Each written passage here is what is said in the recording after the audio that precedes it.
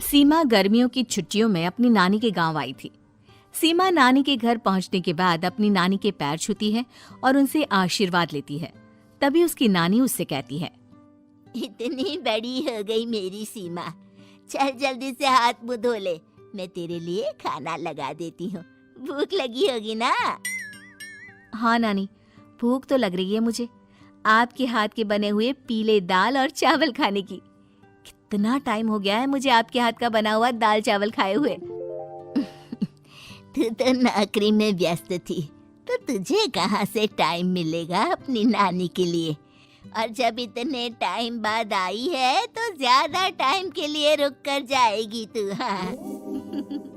हाँ हाँ नानी, इस बार पूरे 2 महीने के लिए आई हूँ। सीमा की नानी अंदर जाकर उसके लिए खाना बनाने लगती है। सीमा कमरे में अकेली होती है, तभी उसे किसी औरत के रोने की आवाज सुनाई देती है।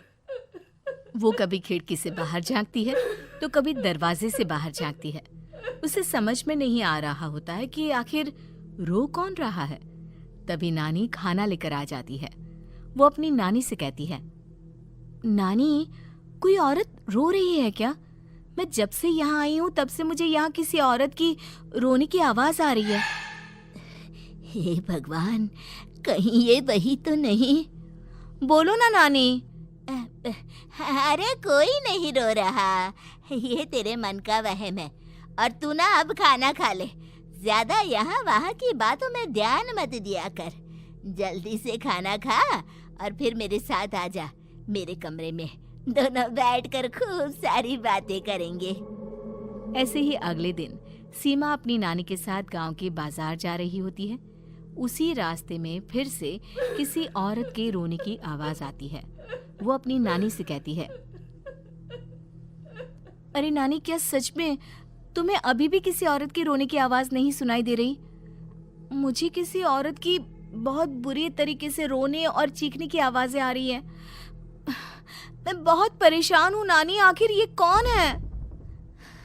मुझे लगता है कि सीमा को शहर भेज देना चाहिए, यहाँ रहना उसके लिए ठीक नहीं।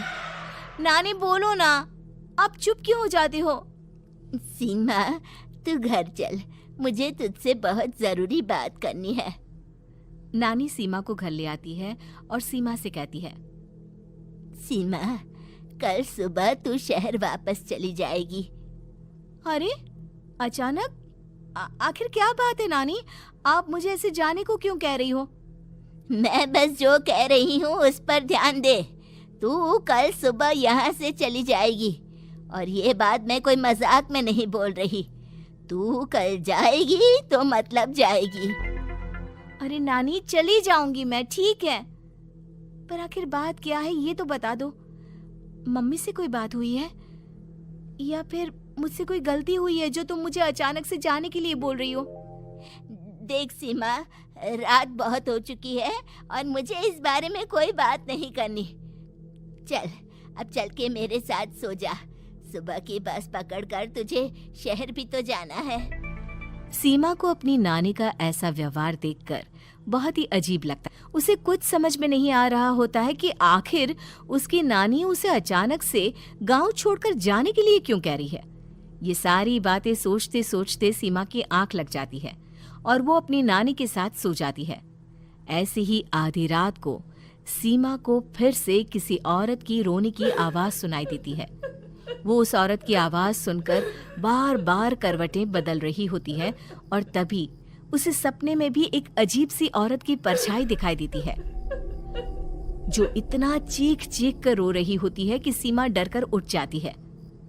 वो पूरे पसीने पसीने हो रही होती है। वो अपने आसपास देखती है तो घर में बिल्कुल शांति का माहौल होता है। सीमा घबरा जाती है।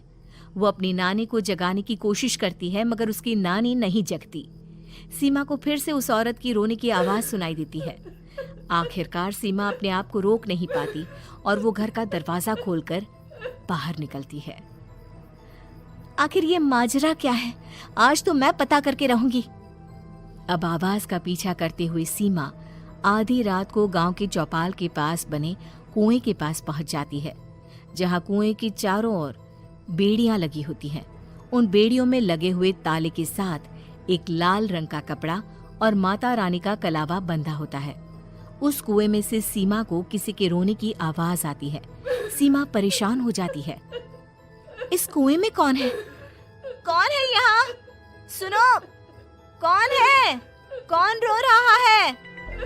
वो चिल्ला चिल्ला कर पूछती है और साथ ही लोगों को जगाने की कोशिश करती है, मगर किसी को भी उसकी आवाज सुनाई नहीं देती।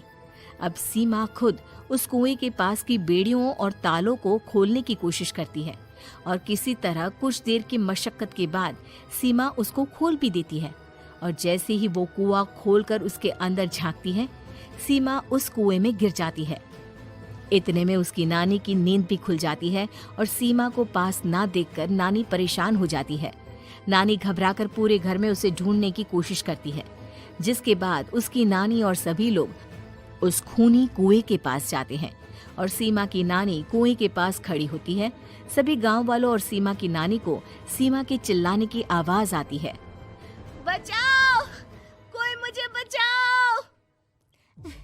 मेरी बच्ची, हम आ गए, हम तुझे बचा लेंगे। नानी, मुझे यहाँ बहुत डर लग रहा है। यहाँ इंसान की कटी हुई मुंडिया, हाथ, पैर और कंकाल है और खून भी है। नानी, मुझे डर लग रहा है। आप सब मेरी मदद कीजिए, नहीं तो ये खूनी कुआं मेरी बच्ची को भी खा जाएगा। अरे मुझे तो ये समझ में नहीं आ रहा कि आखिर इस खूनी कुएं को खोला किसने। सालों पहले इसको इतनी मुश्किलों के बाद तांत्रिक बाबा ने बंद किया था। अरे पूरा गांव खूनी कुएं के बारे में अच्छे से जानता है, तो कोई भी जानबूझकर तो ऐसा करेगा नहीं। मतलब किसी ने अनजाने में इसे खोल दिया है भैया। सीमा को इस बारे में मालूम नहीं था और जब से वो यहाँ आई थी तभी से उसे किसी औरत के रोने की आवाजें भी सुनाई दे रही थी। कहीं सीमा ने ही तो उसे नहीं खोला। अगर ऐसा है तो फिर सीमा का बचना बहुत मुश्किल है। वहीं कुएं के अंदर सीमा रोते हुए बैठी होती है कि उसे आवाज सुनाई देती है जो कुएं के बाहर खड़े गांव वालों में से किसी को सुनाई नहीं देता। आज सालों के बाद मुझे ताजा खून मिलेगा। तेरा खून पीकर आज मैं अपनी प्यास बुझाऊंगा।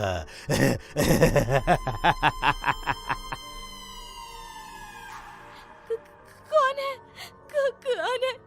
मत मारो प्लीज, मुझे जाने दो प्लीज। मैंने किसी का क्या बिगाड़ा है? वो तुझे मरने के बाद पता चल ही जाएगा। जितने में गांव वाले और सीमा की नानी कुछ सोच पाते, उतने में उन्हें सीमा के चिल्लाने की आवाज आती है और अगले ही पल सब शांत हो जाता है। क्या हुआ? सीमा, मेरी बेटी। माफ करना बहन, लेकिन अब सीमा वापस नहीं आएगी। हमें एक बार फिर से कुएं को बंद करना होगा। गांव वाले तभी तांत्रिक को बुलाकर लाते हैं। एक बार फिर अपनी शक्ति से तांत्रिक बाबा उस कुएं को हमेशा हमेशा के लिए बंद कर देते हैं और वहां एक बोर्ड लगा दिया जाता